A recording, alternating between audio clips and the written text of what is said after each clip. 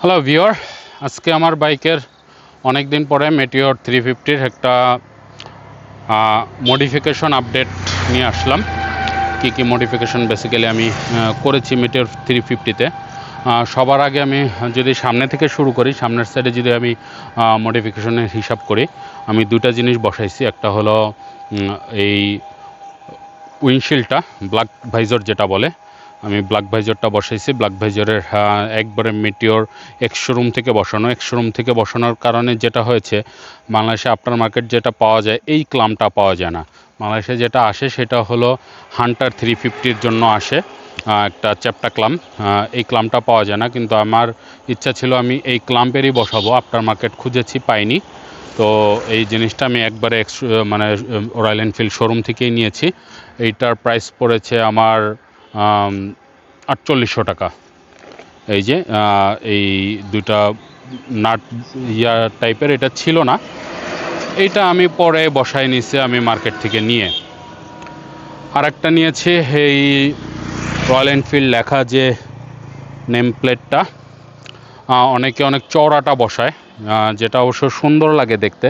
তো এইটা নেওয়ার একটা বড় কারণ হলো এই যে স্পেসটা অনেক সময় বড় গর্তের ভিতরে পড়লে এটা অনেকটা কাছাকাছি চলে আসে, যাতে বাড়ি না খায়। এই কারণে আমি এটা নিয়েছি। তো এইটা গেল সামনের সাইডটা। আর একটা সামনের সাইড এরিয়া আছে, সেটা যদি আমি একটু আসি, দুটা জিনিস আছে আমার মিটারে। আমি গ্লাস প্রোটেক্টর লাগাইছি, যে কারণে নর্মালি আগে একটু স্কেচ পড়া শুরু করছিল, এখন যে প্রোটেক্টরে জিনিসটা আরেকটু পারফেক্ট হয়েছে, স্কেচটা একটু কম পড়তেছে। তারপরে যদি স্কেচ পড়ে আমি ওটা তুলে ফেলতে পারবো। আর এই লুকিং গ্লাসে এই যে আমার মিনি লুকিং গ্লাস দেওয়া, এটা হাইওয়েতে খুবই কার্যকর একটা জিনিস। আর মিড সেকশনে যদি বলি, মিড সেকশনে আমি এই বাম্পারটা বসাইছি। মিড সেকশনে একটু দূরের থেকে যদি দেখাই,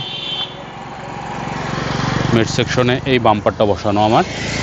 আর হলো নিচে যে সামগার্ড, যেটা, তো সামগার্ড একটা রয়্যাল এনফিল্ডের প্রয়োজনীয় জিনিস। আমি এটা আফটার মার্কেট নিয়েছি, তখন আসলে শোরুমেও অ্যাভেলেবেল হয়নি। আমার সামগার্ডটা চেঞ্জ করতে হবে। দেখেন এই সামগার্ডটা খুব একটা ভালো কোয়ালিটি পড়েনি, এখানে রাউন্ড যে শেপটা ওটা নাই, এটা হান্টার শেপে আছে।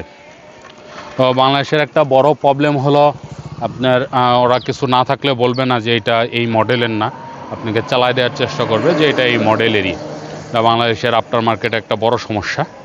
আপনি ধরেন মেটিওরের একটা কিছু চাইছেন, তাদের কাছে হান্টার আছে, সে কখনোই বলবে না যে এটা মেটিওরের না, এটা হান্টারের। সে বলবে এটা সবগুলো কমন সাপোর্ট করে। তো যাই হোক, আমি ওইটা চেঞ্জ করব, এটা বসানো আছে। এইটা আমার নিয়েছে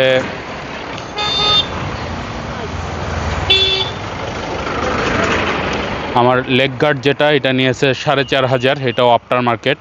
আর সামগার্ড পড়েছিল 2200 টাকা আফটার মার্কেট। আর যদি মিড সেকশনে আরেকটা জায়গায় আসি, এইটা হলো আমার ব্যাকট্যাগ রাখার আর হলে হেলমেট লক। তো ব্যাগ রাখার জন্য এই জিনিসটা আমি অনলি বংশাল থেকে 150 টাকা দিয়ে নিয়েছি, অনলি 150 টাকা। আর এটা তো হলো এক্সোরের লক, 10 mm এর একটা লক এইটা। তো এই গেল এই সাইডটা। পিছনের সেকশনে যদি আসি, পিছনের সেকশনে আসার আগে একটা বড় জিনিস দেখাই। মিড সেকশনে আর একটা জিনিস, রাইট সাইডের সারি গার্ড। রাইট সাইডের সারি গার্ড একটা প্রয়োজনীয় জিনিস, যেটা এই সাইডটা খোলা থাকে। অনেক সময় অনেক পিলিয়ন যে সে যদি ফিমেল হয়, অনেকের ওয়াইফ থাকে, বোন থাকে, ফিমেল হলে এই রাইট সাইডে অনেক সময় আপনার ওড়না বা কামিজ ঢুকে যায়। তো এটা একটা বড় বিষয়। তো রাইট সাইডের সারি গার্ড একটা বড় বিষয়। আমি এটা নিয়েছি আরি পার্টস থেকে, এটার প্রাইস পড়েছে 2800 টাকা। আর একটা নিয়েছিলাম 650 টাকা দিয়ে, এটা আরি পার্টসে আসার আগে। তখন আমি খুঁজেছিলাম এই সারি গার্ডটা, পাইনি। তখন আমি এই যে নিচে দেখেন, এটা আমি রেখে দিয়েছি, দেখতে সুন্দরই লাগে। ভিডিওতে কীরকম আসতেছে আই ডোন্ট নো, কিন্তু নর্মালি এই জিনিসটাই নিচে থাকাতে দেখতে সুন্দর লাগে। এটা একটা মিনি পাদানি ছিল, ওটা ওনার হান্টারের জন্য আনছিল। তো আমি ওনার কাছ থেকে নিয়ে নিয়েছি যে আমাকে দেন। এটা প্রথম থেকেই আমার ইনস্টল করা ছিল, তো এটা একটা প্রয়োজনীয় বিষয়। ওটা ছিল 600 টাকা। আর একটা বড় যেটা আমার এখন অ্যাটাচড করা আছে সেটা হলো এই শ্যাডেল বক্স, টপ বক্স যেটাকে বলে, ব্যাক টপ বক্স। এটা একটা বড় সংযোগ আমার। তো এইটা আমি নিয়েছিলাম 13,000 টাকা দিয়ে, এবং সাথে দেখেন আমি 2টা লাইট ইনস্টল করে দিয়েছি, যেগুলো একটা প্রয়োজনীয় জিনিস। হাইওয়েতে গেলে জিনিস ছোট, 120 টাকা করে মনে হয় পার পিস পড়েছিল, তবে এটার থেকে সাইকেলের একটা পাওয়া যায় 150 বা 250 টাকা দাম নেয়। ওইটার কোয়ালিটি আরও ভালো, ওইটার চওড়াটা আর একটু বেশি হবে। তো ওইটার 2টা লাগাইলে, আমি পরবর্তীতে ওটা দেখেছি, আমি একটা নিয়ে রাখছি, তো আর একটা নিয়ে 2টা বসাইতে হবে। তো ওইটা বসাইলে আরও সুন্দর লাগবে। এটা হলো দূর থেকে বাইকটাকে নোটিস করার জন্য, যখন হাইওয়েতে যাবেন, বড় গাড়ি আসবে, তো আমাকে যেন নোটিস করতে পারে। অনেক সময় দেখেন এই শ্যাডেল বক্সটা বসানোতে আমার ব্যাকলাইটটা একটু নিচে চলে গেছে, কাছাকাছি আসলে আমি যে ব্রেক করেছি এটা বোঝাটা একটু টাফ, তো আমাকে যাতে ইজিলি নোটিস করতে পারে এই জন্য আমি এই লাইট 2টা বসাইছি। তো টপ বক্সে ফিরে আসি। টপ বক্সটা বসানোর জন্য আমাকে যে ব্যাক ক্যারিয়ার বসাইতে হয়েছে, এই যে হলো আমার ব্যাক ক্যারিয়ার। এটা সিএনসি কাটিং করা, আইকনিক অটো থেকে আমি এটা বানায় নিছি। ওনাদের শোরুমটা হলো মিরপুর 10 নম্বরে। তো আইকনিক অটো থেকে এটা আমাকে বানায় দিছে। এটার প্রাইস পড়েছে হলো, এই জিনিসটার প্রাইস পড়েছে 6,000 টাকা, 5,000 টাকা। 5,000 টাকার ভিতরে উনি আমাকে যেটা দিয়েছে, ফিটিংটা উনি করে দিয়েছে। তো যে ভাইয়া ফিটিং করে দিয়েছে, ওনার কাছ থেকে রয়্যাল এনফিল্ডের অনেক এরকম ফিটিং করে নিচ্ছে। তো রয়্যাল এনফিল্ডের অরিজিনাল যে নাট ওনার কাছে ছিল, তো এটা আমি কিনে 200 টাকা দিয়ে কিনে তারপরে বসাইছি অরিজিনাল নাট। আমি ওনার কাছে বলেছিলাম, ভাই আমাকে যা দেবেন একবার অরিজিনাল দেবেন। দেখছেন, একবার অরিজিনাল নাট রয়্যাল এনফিল্ডের, এটা আমার বসানো। তো এটা 5,000 টাকা আমার পড়েছে। Top box 13,000। তো পিছনের এই শেডটা বলতে পারেন মোটামুটি 20,000 টাকার মতন এই জায়গাটা আমার খরচ গেছে। এইটার আরেকটা বিষয় আছে, আমি যেটা করেছি ব্যাক ক্যারিয়ারের সাথেই আমি শ্যাডেল ব্যাক স্ট্যান্ডটা যেটা, এইটা দেখেন প্রায় 1.5 ইঞ্চির মতন আমি এটা হলো মেন ওর পয়েন্টটা, তার থেকে 1.5 ইঞ্চির মতন আমি ব্যাক স্ট্যান্ডটাকে পিছনে দিয়ে দিছি। এটাকে এক্সটেন্ডার বলে, সাধারণত 500 টাকা দিয়ে এক্সটেন্ডার কিনতে পাওয়া যায়।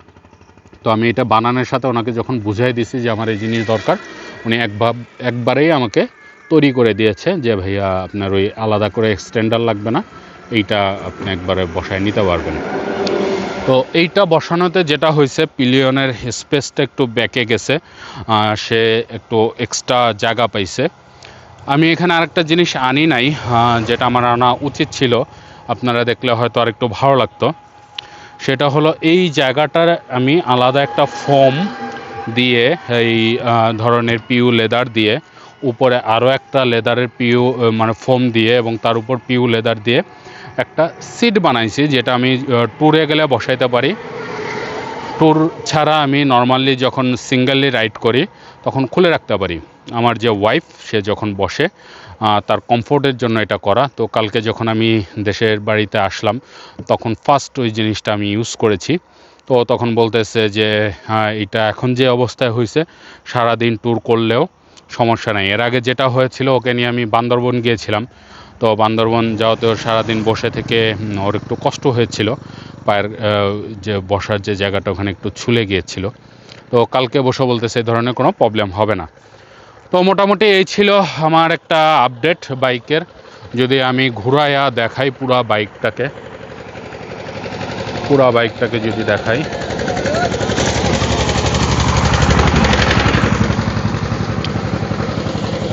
এই হলো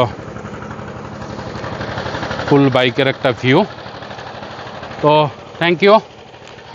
অন্ধকার হয়ে আসছে, বাইকের পিছনের চাকার হাওয়াটা একটু কম লাগতেছিল, তো দেখি হাওয়া দেওয়া যায় কি না। আমাদের এলাকার বাজারে যে হাওয়া যদি দেওয়া যায়, হাওয়া দিয়ে নিয়ে আসব। তো এই ছিল মোটামুটি আপডেট। তো পরবর্তী কোনো ভিডিওতে কথা হবে। আর আমার মডিফিকেশনটা কেমন লাগলো আর কি কি অ্যাড করা যেত বা ঠিক আছে কি না এটা কমেন্টসে জানাবেন। সবাইকে ধন্যবাদ, থ্যাংক ইউ সবাইকে।